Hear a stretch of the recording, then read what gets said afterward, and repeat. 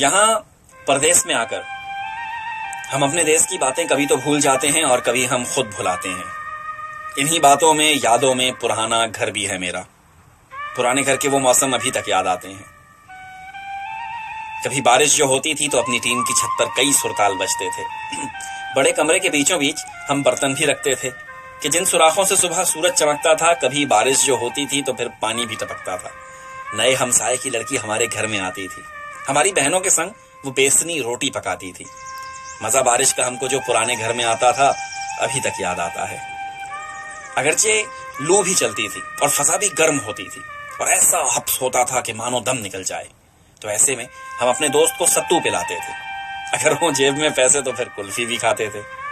کبھی ایسا بھی ہوتا تھا کہ دسترخوان بچتا تھا تو دسترخوان کے کونے میں رکھی بالٹی میں آم ہوتے تھے.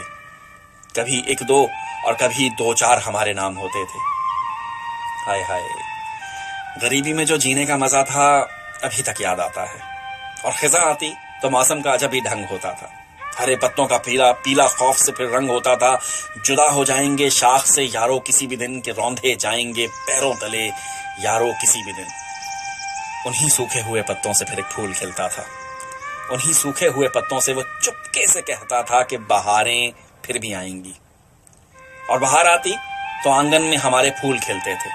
ہرے پتے ہمارے پیڑ پہ کچھ ایسے ہلتے تھے کہ موسم کے بدل جانے کی وہ خوشیاں مناتے ہوں. محلے کے جوان لڑکے پتنگیں بھی اڑاتے تھے. کہیں دم چھلا اڑتی تھی اور کہیں گڈے لڑاتے تھے. کبھی ایسا بھی ہوتا تھا کبھی تو جانے بوجھے ایک مکان کی چھت پہ ہم یارو کسی کو دیکھ کر اپنی پتنگیں بھی گراتے تھے. وہ سردی ہو یا گرمی ہو، خزاں آئے بہار آئے، پرانے گھر کے وہ موسم ابھی تک یاد آتے ہیں. پرانے گھر کے وہ موسم ابھی تک یاد آتے ہیں.